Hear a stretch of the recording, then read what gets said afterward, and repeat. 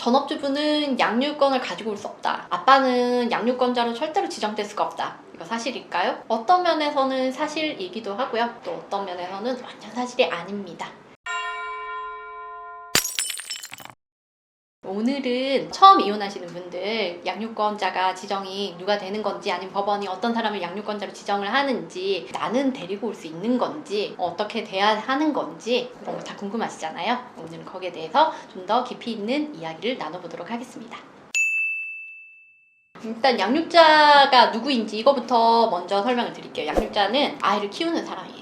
이 아이를 키우는 사람이 아이를 어디서 키울 건지도 정할 수 있고, 아이를 실제로 밥을 먹이고 그다음 학교를 보내고 이런 일들을 하잖아요. 이런 일들을 일반적으로 하는 사람을 양육자라고 보시면 되고, 이 일을 누가 담당할 것인지를 정하는 게 양육자 지정이고요. 친권자는 조금 다른 개념이기는 한데, 아이들이 성년자면은 상관이 없어요. 하지만 미성년자일 때 친권자 양육자를 정하잖아요. 미성년자일 때는 아이들이 법률 행위를 완벽하게 할 수가 없어요. 그래서 동의를 받아야 되는 것들이 많습니다. 해외여행을 갈 때 부모님 동의를 받아라 이런 것들을 하잖아요. 그 동의를 해줄 수 있는 사람을 친권자라고 생각을 하시면 돼요. 이름이 친권이라 보니까 뭔가 친권자가 안 되면 그 아이와 내 관계가 완전히 없어지는 것 같고, 가족관계 증명서를 떼어봤을 때 저 아이는 내 자식이 아니다 라고 나올 것 같잖아요. 그것과는 전혀 관계가 없습니다. 다만 요즘에 친권자를 양육자와 동시에 지정을 하는 경우가 많아요. 대부분의 경우가 그렇다고 생각을 하시면 되는데, 이건 왜 그렇냐면은 아이를 키우는 사람이 그때그때 이혼한 상대방에게 어떤 동의를 받기가 어려워요.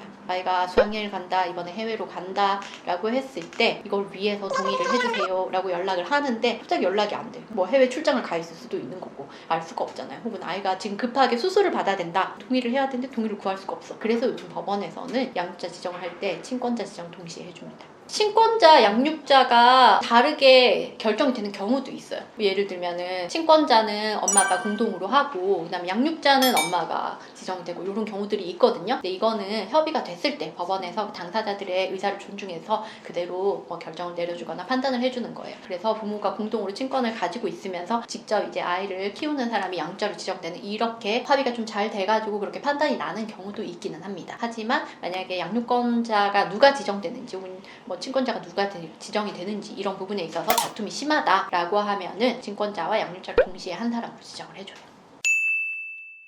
아이가 자기 의사를 표현할 수 있는 나이인지 아닌지에 따라서 좀 다릅니다. 아이가 자기 의사를 표현할 수 있는 나이다, 만 13세 이상이다, 또는 초등학교 고학년만 돼도 자기 의사를 분명하게 표현을 할 수 있죠. 그러면은 아이가 엄마랑 살고 싶은지 아빠랑 살고 싶은지 이런 부분을 재판부에 어필을 할 수 있어요. 그렇다고 법원 가가지고 판사님 저는 엄마랑 살고 싶습니다, 아빠랑 살고 싶습니다 이렇게 이야기를 해야 되는 거는 아니고, 다른 적절한 수단을 통해서 아이의 의사가 확인이 된다면은 재판부에서는 그 아이의 의사를 최대한 존중을 해서 양육자를 지정을 해줍니다. 그런데 이런 부분을 확인하기 어려운 나이들이 있어요. 3세, 2세 또는 유치원 다니는 아이들, 초등학교 저학년들, 이런 아이들은 오늘은 엄마랑 잘 놀고 내일은 아빠랑 잘 놀고 이런단 말이에요.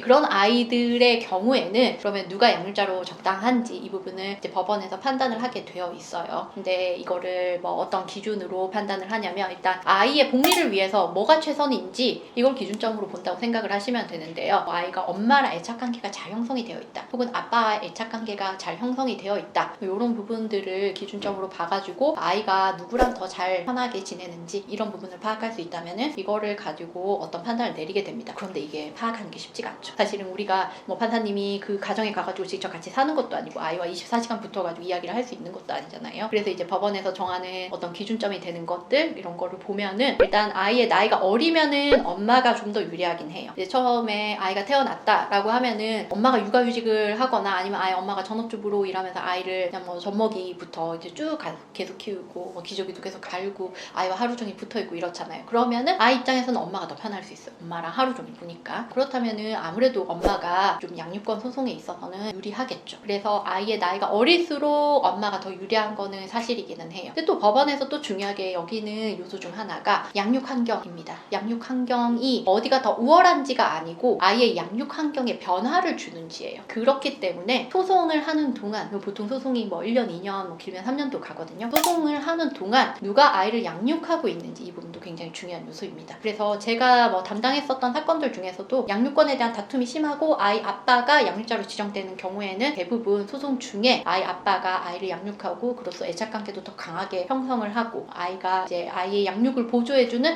보조 양육자인 시어머니, 시아버지와 강한 애착관계를 가지고 있고, 또 만약에 아이가 그 동네에서 유치원을 다니거나 학교를 다닌다면 주변에 친구들도 다 이미 만들어져 있고, 이런 현상에서 아이의 양육 환경을 갑자기 엄마 쪽으로 옮겼을 때 아이가 적응을 하는데 혼란을 느끼거나 뭐 이런 부분이 불편할 수 있겠다라는 판단 하에 아빠들이 양육자로 지정된 경우도 많았습니다. 우리가 그 이혼을 청구를 하면서 양육자 지정도 청구를 하는데, 그러면 그 판단이 나오기까지 아까 이혼 소송 막 1, 2년 길면 막 3년도 간다고 했잖아요. 그러면은 양육자로 누군가 지정이 될 때까지 너무 오랜 시간이 걸리잖아요. 그래서 그 상태를 좀 미리 누구를 임시적으로 양육자로 지정을 하거나, 또는 이제 양육비 같은 경우에 면접교섭 같은 경우에 이제 임시적으로 소송이 진행 중이라고 하더라도 양육비를 얼마씩 지급하도록, 혹은 면접교섭을 어떠한 형태로 아이를 일정하게 볼 수 있도록 그렇게 하는 거 있는데, 사전처분 신청이라는 겁니다. 사전처분은 그 소송이 시작됐다는 걸 전제로 해서 한마디로 그 소송 계속 중에 그 소송이 끝날 때까지 임시적으로 어떤 사항을 정하는 거예요. 앞서 말씀드린 것처럼 양육비라든지 아니면 양육자라든지 아니면 면접교섭 같은 거를 정하게 됩니다. 확실히 사전처분을 먼저 진행한 쪽이 나중에 양육권자 지정에서도 좀 유리한 면이 때문이에요? 제가 담당했었던 사건들 중에서는 사전처분에서 임시 양육자로 지정이 되고 나중에 결론에서 바뀌는 사건들은 거의 없었어요. 그런데 제가 이제 상담을 하다 보면은 사전처분에서 이제 상대방이 지정이 됐다가도 최종 결론인 판결에서는 이제 다른 사람으로 지정이 된다든지 하는 경우가 가끔씩은 있습니다.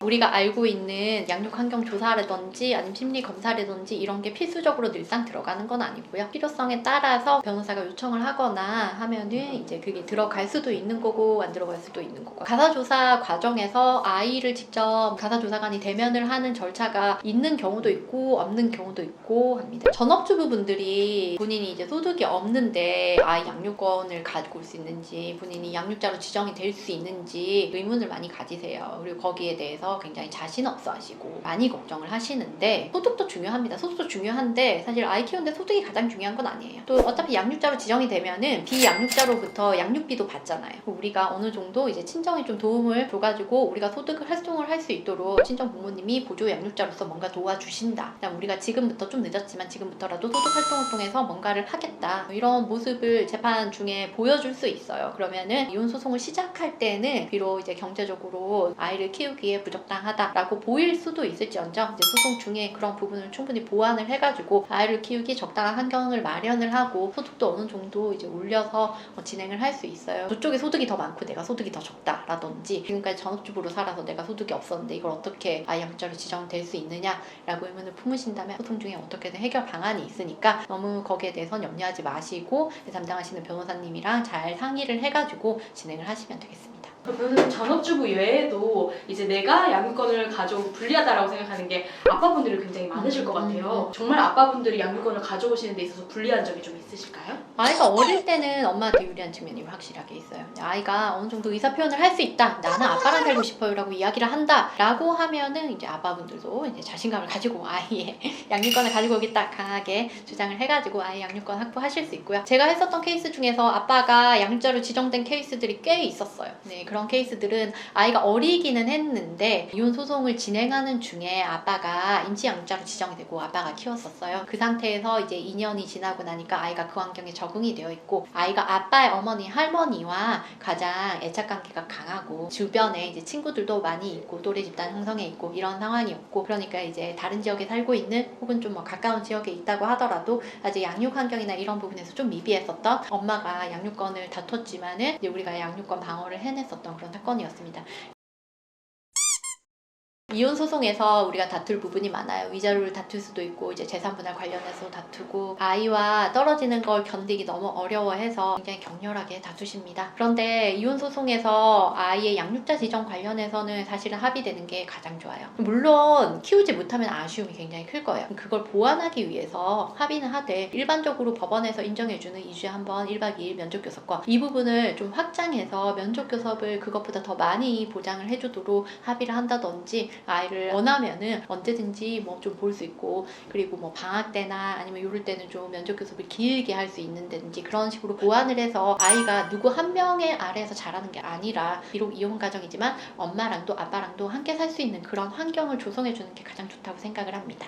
오늘은 양육자로 지정되고 싶으신 분들을 위해서 어떻게 하면 양육자로 지정이 되는지 나도 양육자로 지정이 될 수 있는지에 관해서 말씀을 드렸습니다. 관련한 법률 정보는 저의 블로그나 아니면은 저에게 연락을 주시면은 좀 더 구체적인 상담, 본인의 입장에 딱 맞는 상담을 받으실 수 있으니까 이런 부분들을 최대한 활용을 하시고요. 앞으로도 양육자뿐만이 아니고 다른 이혼에 관해서도 최대한 많은 정보, 정확한 정보를 전달 드리기 위해서 많은 영상을 제작을 하려고 합니다. 계속해서 구독과 좋아요, 알림 설정 부탁드립니다. 여기까지 이혼은 처음이다. 최영은 변호사였습니다. 감사합니다.